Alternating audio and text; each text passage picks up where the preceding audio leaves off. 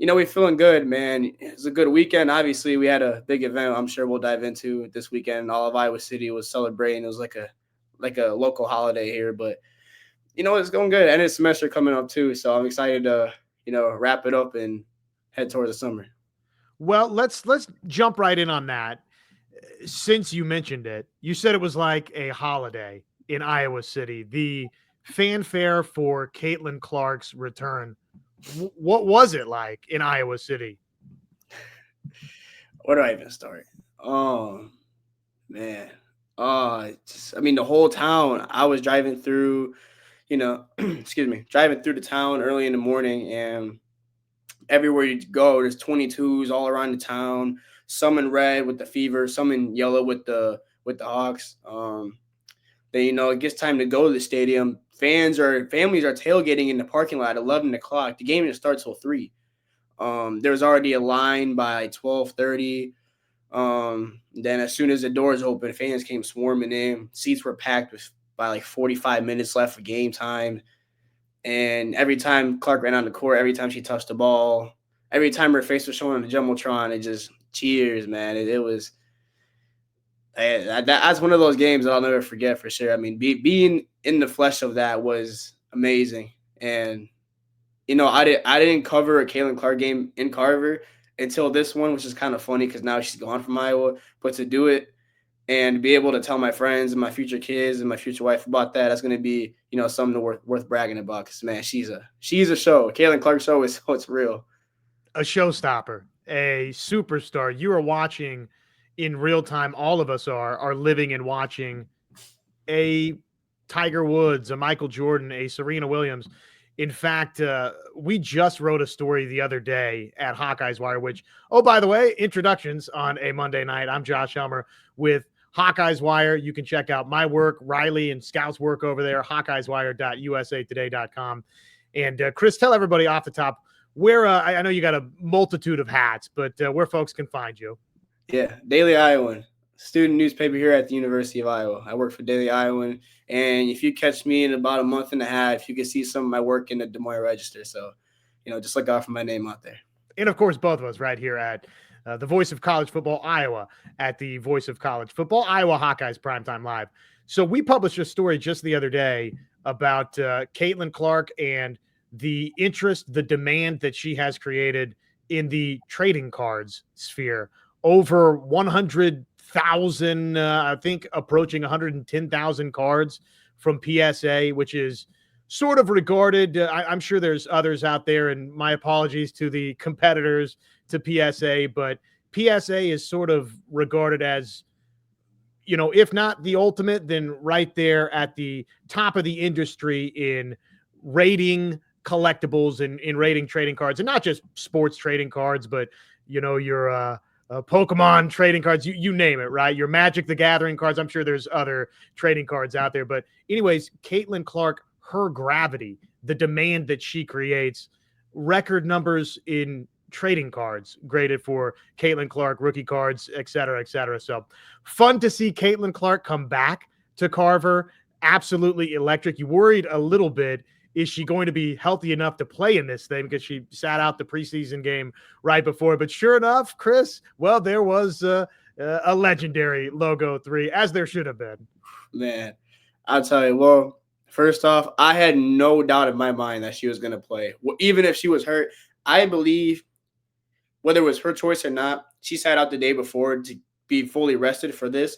But there is no way that she comes back to Carver and does not play. Kayla, no, she's not doing that to those fans. But, yeah, I mean, for that game, she started off. She hit the contested 3, like first possession. What a way to start it. But then what an encore she put on. At 30 seconds left in the third quarter, she pulls up a step behind her famous 22 mark on the court where she broke the women's scoring record against Michigan. And I'll tell you, in person, that looks so cool. I was there in person for the Michigan shot, actually. But in the person, that looks so cool, seeing everyone rise up. And that was kind of her breaking moment of being emotional, because she was so locked in. She wasn't really acknowledging the crowd too much until she hit that shot and went to the bench. Then she was all for the crowd, hyping them up, being the showboat that she is. But On YouTube, it just looks even crazier because on YouTube, it really, I don't know why, but just when it's on TV, it looked farther on the YouTube screen, like from a camera perspective, rather than in person. I don't know why, but it was still, to see one of them shots. That's going to be one of those shots that people all around the world are going to start watching over and over and over again. And Ryan Rucco had a good call too. So, How yeah, many fan of him.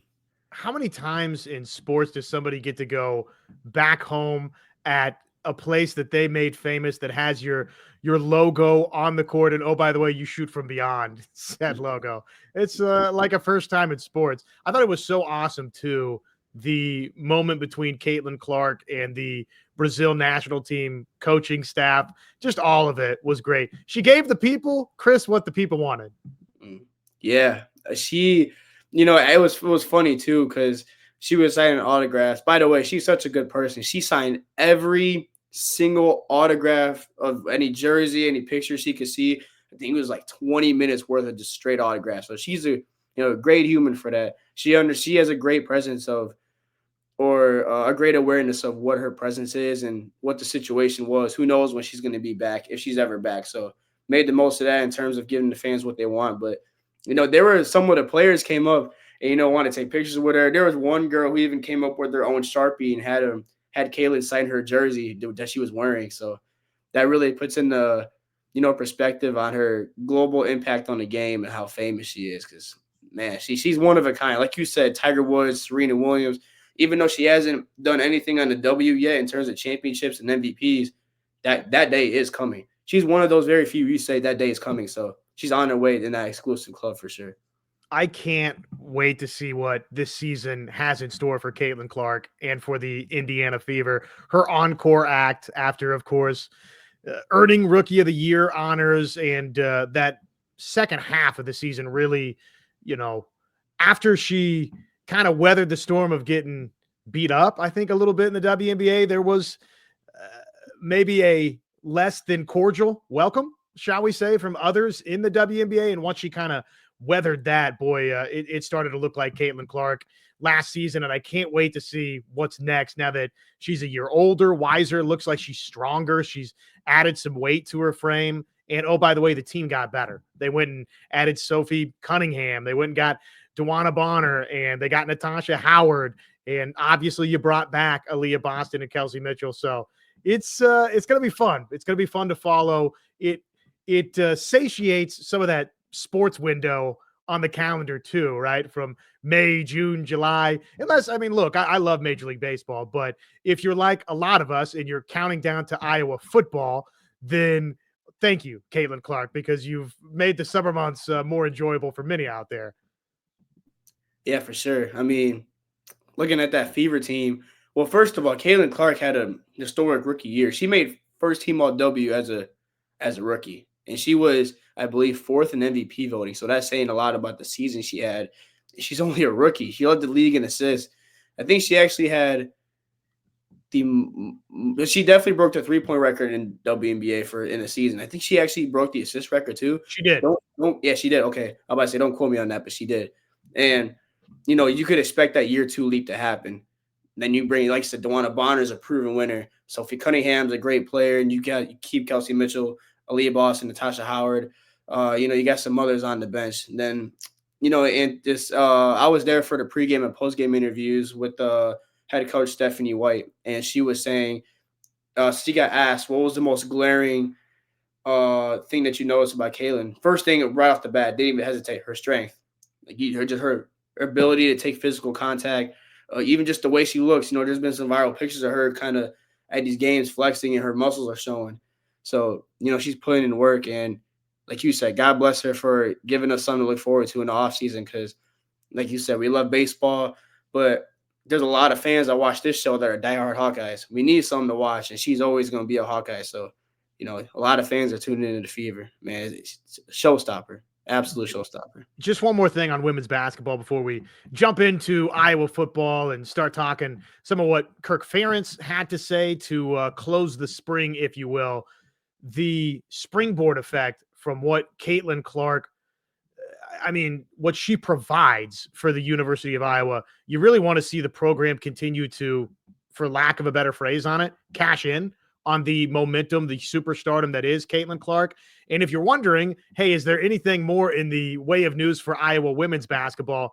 Emily Rodriguez, it was reported about a week ago that Iowa was one of the big-time contenders for the UCF transfer guard, wing, really small forward. I think could be a big-time scorer.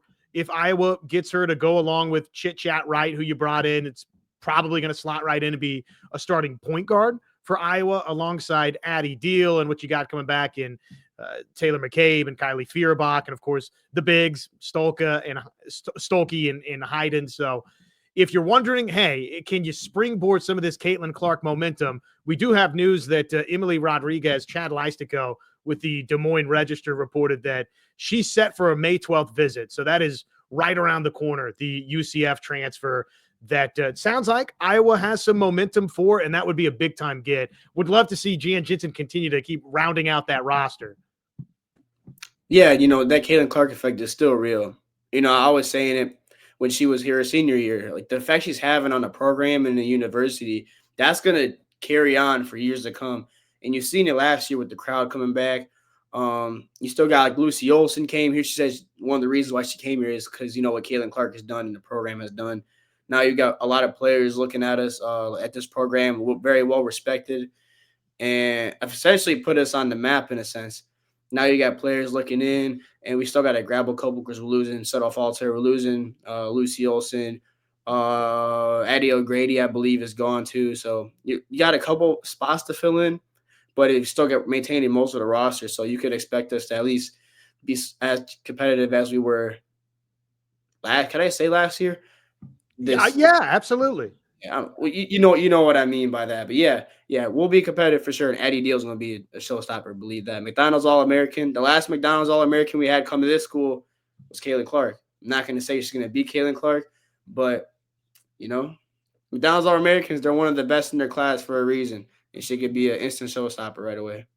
Well, hopefully, again, I just thought the Carver crowd, not just with Caitlin Clark. I thought this past season during the USC game, the fever, no pun intended, for women's basketball at Carver is awesome. And look, if I'm Kate Harpring, 5-star kid that's being courted by a number of big-time programs out there, if I'm a number of these other targets that Iowa is after, I got to say, I mean, come on, Carver it's enticing to get to go play in front of those fans the way that they're supporting Iowa women's basketball right now. Addison Bjorn is another player that Iowa has been on the recruiting mix for. Jenica Lewis, an in-state product that Iowa has been connected to for a long time. So some big targets in that 2026 cycle coming right around the corner, Chris, that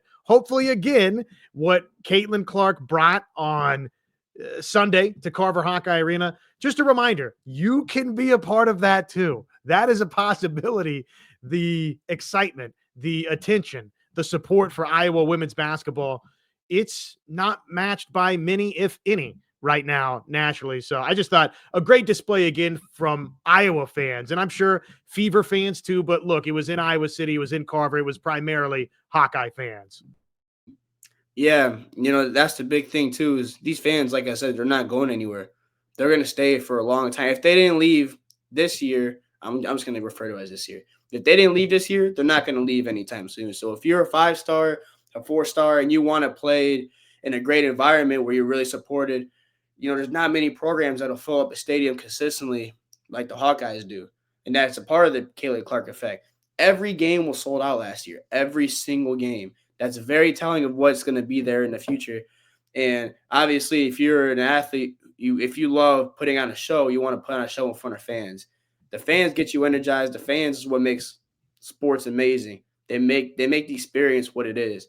And the other programs that do have it are the ones that are the UConns, the South Carolinas, and all that. The Hawkeyes are right up there with them. We're a premium program, so you should be looking at Iowa. You should look at what Jan Jensen is doing, what the team's doing, and how the talent really rallies around women's basketball because, like you said, it's really second to none. Well, I could talk Caitlin Clark and Fever basketball all night. I love that shirt that they published the other day. The every game's a home games, just fantastic marketing. It's gonna be fun to see what the rest of the spring and into the summer has in store for Caitlin Clark and for the Indiana Fever.